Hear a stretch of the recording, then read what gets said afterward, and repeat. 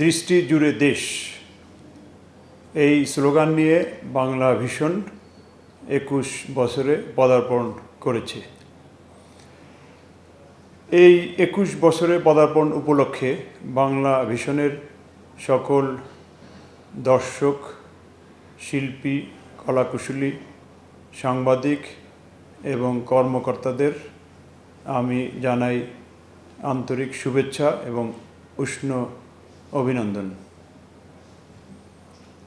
Bangla vision বস্তুনিষ্ঠ সংবাদ পরিবেশনের মাধ্যমে এবং রুচিসম্মত বিনোদন অনুষ্ঠান প্রচারের মাধ্যমে তার এই দর্শক জনপ্রিয়তা ধরে রাখবে বলে আমি আশা করছি।